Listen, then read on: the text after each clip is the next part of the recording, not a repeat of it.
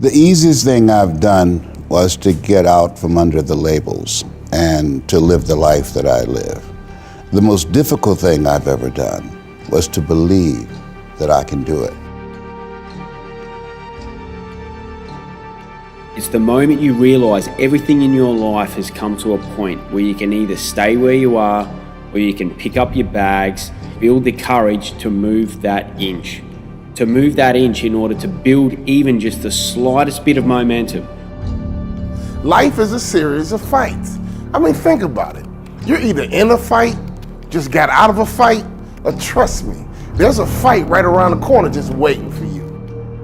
Life is going to beat up on you in so many ways, and many things, they come back. Negative thoughts and how you feel about yourself, they don't die. They come back once you stop doing the maintenance work on your mind. 1 inch is all it takes. It's the time in your life where it's do or die. What are you going to do? It's the time when you're feeling like you're scraping the bottom of the barrel. You're in the dark, but it's up to you to change your perception to shed some light on where you are. Listening to motivational messages, going to seminars and workshops, spending time quietly listening to the still small voice within. Who am I really? Is this really me? Am I giving my best? Am I just reflecting what's around me? Because all of these various things affect how we show up in life. When I think about fighting, I'm not talking about people. I'm talking about situations. I'm talking about circumstances. I'm talking about opportunities that sometimes you have to fight for. Right now, wherever you are, as you are today, you have enough right now to build the legacy that you really want. It's the time when you're ready to give up. But if you do, you'll never be able to live with yourself with the guilt and shame of not pulling yourself out of this state. Which way are you going to turn? Things may happen to you and things may happen around you, but the most important things are the things that happen in you. And you have to stand up inside yourself and deal with it and handle it. Now is the time to start building your legacy. Now is the moment to start making your impact. Best return that I got on my investment isn't the real estate investments that I made, even though those have made me great returns. It's not the stock market investments that I made, even though they made me great returns. It's not the startup investments that I made. It's the investments that I made in myself. Because for me, the investments that I put into my own financial education have paid off many, many, many, many, many times over, and you can't see those returns anywhere else. They say that the best investment you can make is in you. And for me, that was first by reading books. When I started my financial education journey, YouTube didn't have this level of financial education out there, or just general business education or whatever. So I started by reading books. Now, you don't even have to pay the price to get a book. Just go watch as many YouTube videos as possible about financial education, starting a business, about increasing your income, about investing, anything related to financial education. Go start watching YouTube videos. You don't have to watch my channel. If you don't like it, watch whoever you want. I'd rather see you successful than anything else. So go watch as many videos as you can. You have a ton of videos as well. Once you start watching videos and you absorb yourself into this, now you might want something a little bit deeper, something a little bit more comprehensive. And this is where then start reading books.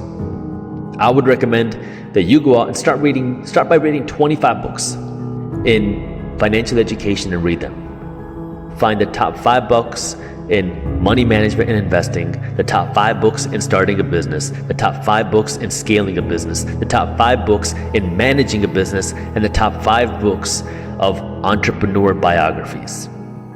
And it doesn't matter which ones you pick, find the ones with the highest ratings, the highest reviews, and just read them. This is going to cost you less than $500. But when you do that, you're going to be able to get an MBA level education without paying the price of an MBA. And you're going to look at the world, your money, and the way you use your money completely differently once you finish these books. Now, once you do that, you can decide, what do you want to do? Do you want to go down the entrepreneurial journey, take the risk and do that? Or do you want to do it through your job? Either one is fine. For me, it was entrepreneurship because that's something I love. I love that risk. I love the whole journey with that. And I don't mind working hard and doing that. If that's not for you, fine. So for me, that's what it was. It was investing in myself. Now, for the people that don't want to be an entrepreneur, it's completely okay not being an entrepreneur. I want to put that out there first, because I know kind of the internet makes it seem like everybody has to be an entrepreneur. It doesn't work like that. Not everybody is meant to be an entrepreneur. Not everybody should be an entrepreneur.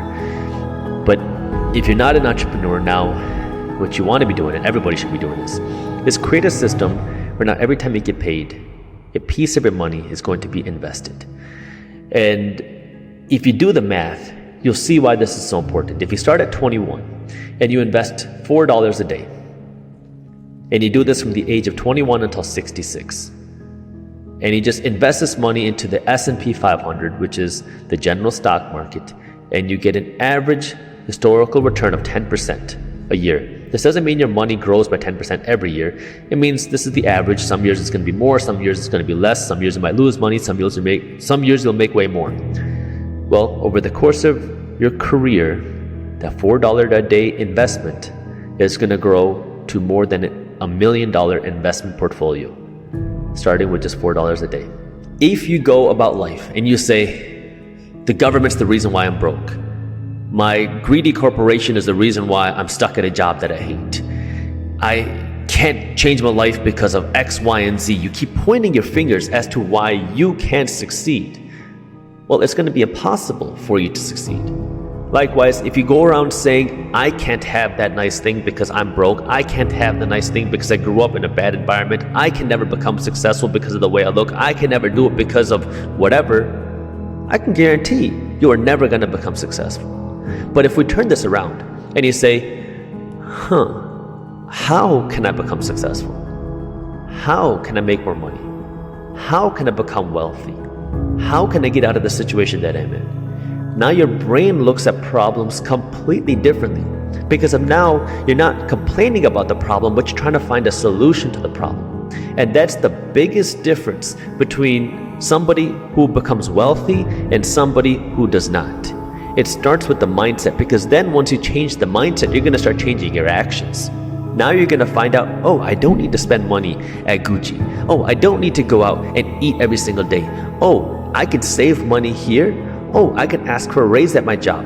Oh, maybe I can start a side hustle. Oh, maybe I can start my own business. Oh, you mean I could actually potentially take my income from $40,000 a year to $400,000 a year? That's possible, because when most people hear that, you think it's impossible. Somebody like me could never go from $40,000 to $400,000 a year. But until you believe it's possible, you're never going to put in the action to actually make it possible. How is it that some people can become so incredibly wealthy while the majority of people don't? It's not that they have some special superpower.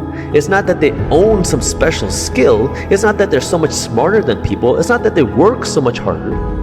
It's that they believe that they can, and then they use their time differently. Then what do? Well, then you turn down to the micro routines. It's like, okay, well, this is what I'm aiming for.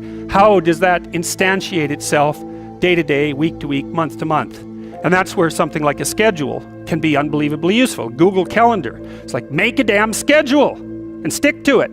Okay, so what's the rule with a schedule? It's not a bloody prison. That's the first thing that people do wrong. They say, well, I don't like to follow a schedule. It's like, well, what kind of schedule are you setting up? Well, I have to do this, then I have to do this, then I have to do this, and then I just go play video games, because who wants to do all these things that I have to do? It's like, wrong. Set the damn schedule up so that you have the day you want. That's the trick. It's like, okay, I've got tomorrow. If I was going to set it up so it was the best possible day I could have, practically speaking, what would it look like?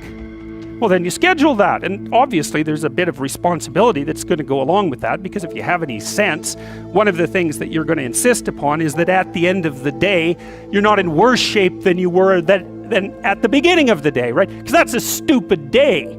If you have a bunch of those in a row, you just dig yourself a hole and then you bury yourself in it. It's like, sorry, that's just not a good strategy. Now it's okay, now you got your vision. You're trying to get through a territory you don't understand. And here's your option. No map, a map that's not so good but has some things about it, or a great map. Well, obviously the great map is the thing you want, but the map that's something is way better than the map that's nothing. Plus, as you explore, because of your map, you could start to fill in the details. Let's say you aim at something and and you develop some skills along the way, and then you get like a third of the way there and you think, oh, that's not for me. It's like, well, yeah, fair enough, but now you've still got the skills you developed. You know exactly why it's not for you now. And then you can bring that wisdom back, even though it's not perfect, you can bring it back to your next plan. And so as you plan, you get better at planning, which is the crucial thing. So then we say to people, take your positive vision and make it into 8 stateable goals, right?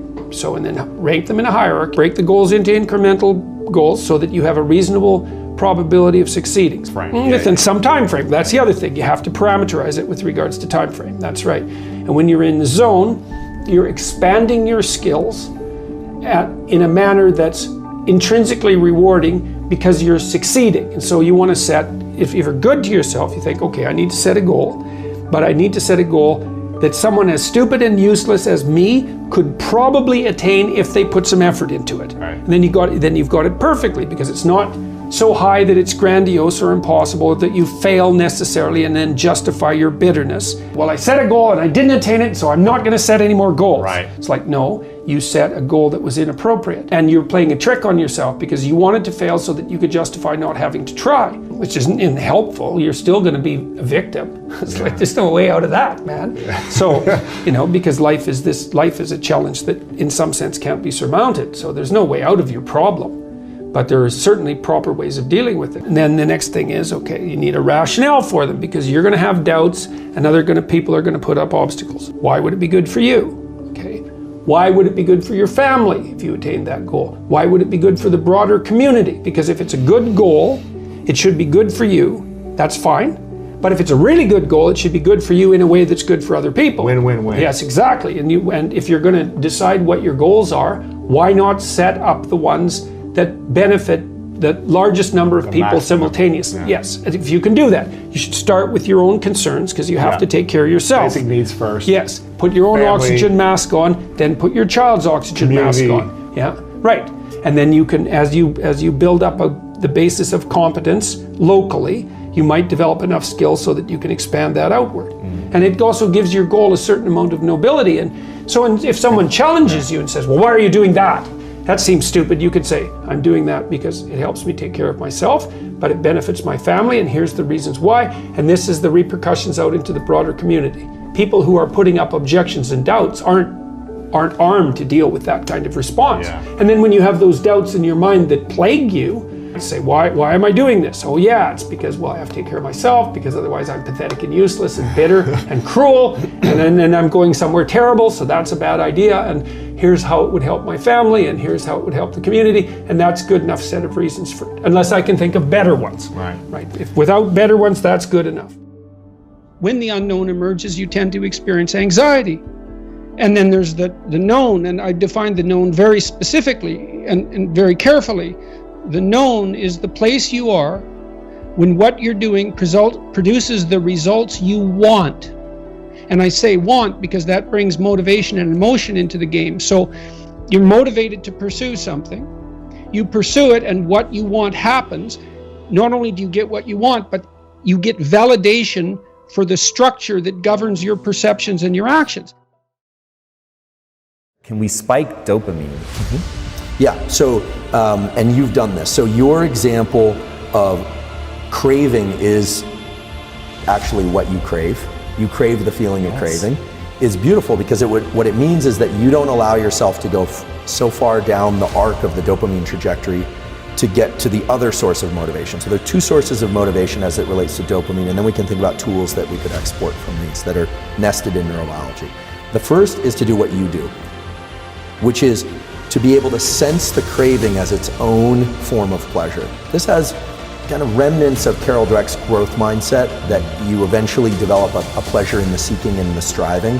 Has has flavors of a David Goggins type approach, where it seems like he gets pleasure from the friction itself. And so there are elements of that. You seem to have that as well. Anytime you have a bunch of dopamine and you're in pursuit, after you achieve a win, now this could be a business win, a relationship, a win of any kind, but inevitably there's going to be a tipping back of the scale on the pain side. And that pain side is always going to go a little bit higher than the dopamine side. So this is what you would feel if you pursued a goal like building a big company. Here it comes, the big sale. And then there's the, well, what now? You have the kind of letdown. Now, if you simply wait and stop pursuing dopamine for a short while, the scale starts to reset. The problem is a lot of people immediately roll right into the next pursuit. And then what happens is that scale starts to get stuck on the pain side. A little bit more, a little bit more, a little bit more. And pretty soon, no amount of seeking will allow you to experience that craving and motivation. It's simply taking stress, which is wired into us in order to make us feel agitated, instead of suppressing us, instead of saying, I'm just gonna sit here, I'm overwhelmed, I'm not gonna do it, I'm just gonna move into action. So there's a circuit for winning.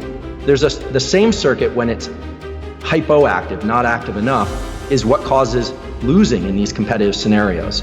And similarly, there's a circuit for quitting. There's a norepinephrine circuit in the brainstem, this was published in the last couple years, showing that when animals or people are in constant effort, eventually that level of norepinephrine gets so high that it triggers a circuit that shuts down the motor control over the limbs, and you just say, that's it, I give up, I'm done. So these mechanisms were hardwired into us. We all have them. Whether or not it's from evolution, Mother Nature, God, the universe, it's irrelevant to the discussion that these circuits exist in everybody. And I think it's a select few people who really understand that forward action is what drives these circuits. It's the ability to take that agitation, stress, agitation, increase our focus, and they bias us for movement. And nature wanted that. They want us to move forward in the face of challenge, not to be quiescent. We weren't sitting around battling tigers and saber-toothed tigers all the time.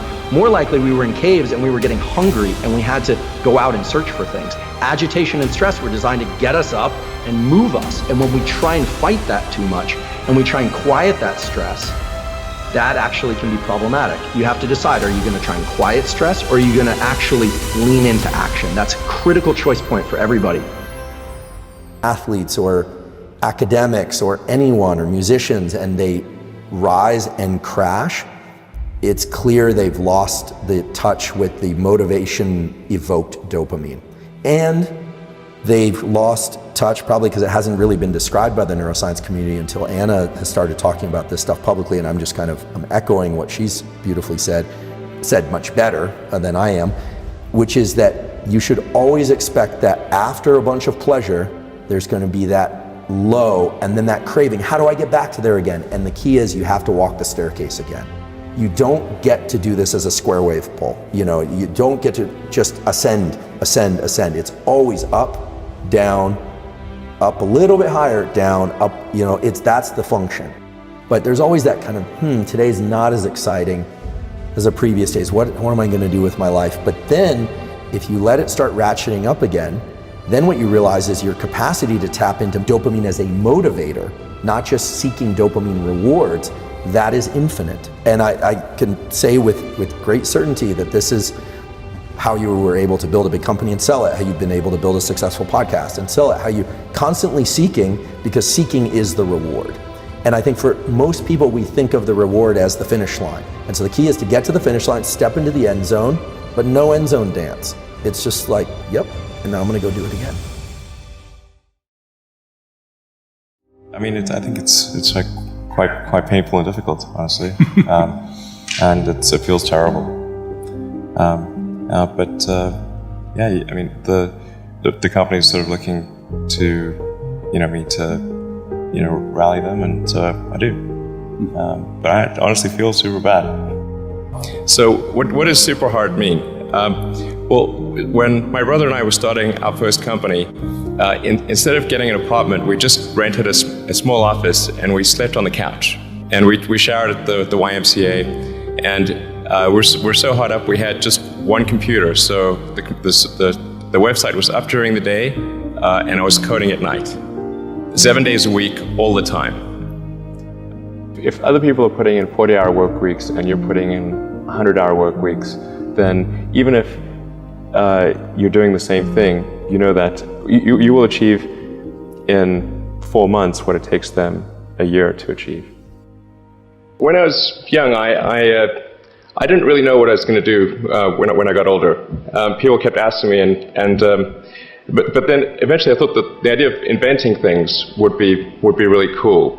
And the reason I thought that was because I read a quote from Arthur C. Clarke, which said that a sufficiently advanced technology is indistinguishable from magic, and that's really true. If you go back, say 300 years, the things that we take for granted today would be you'd be burned at the stake for. Being able to fly, that's crazy.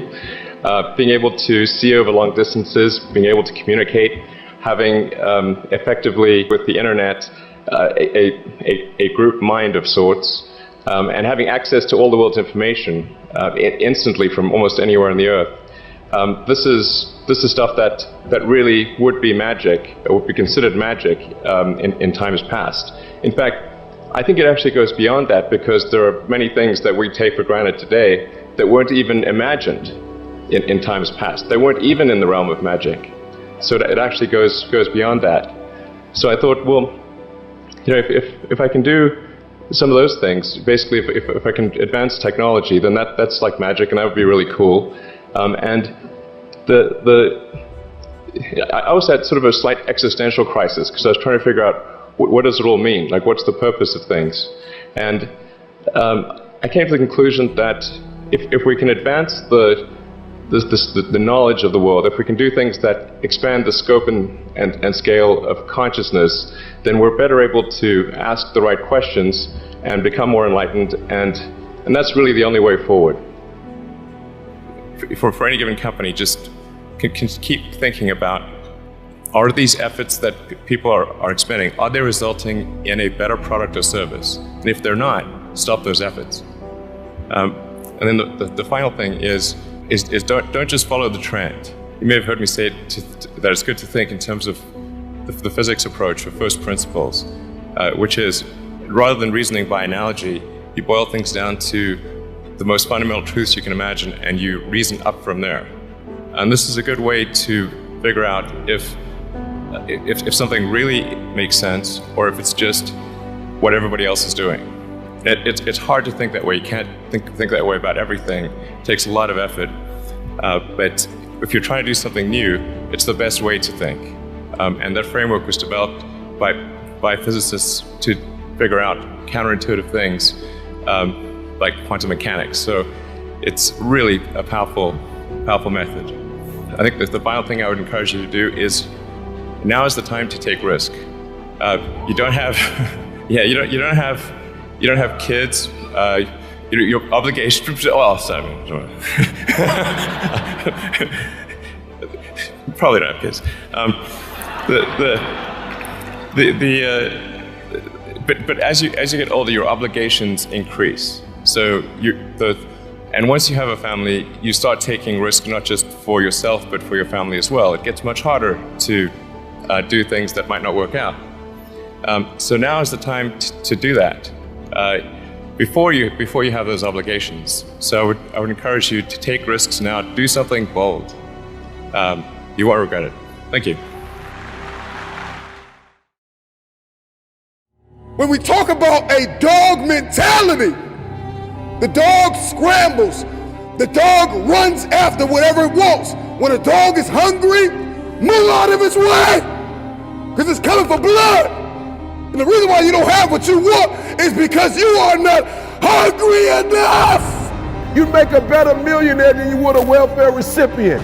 You make a better millionaire than you would just barely getting by, making 30, 40,000. You like right there on the poverty line. You make a better millionaire.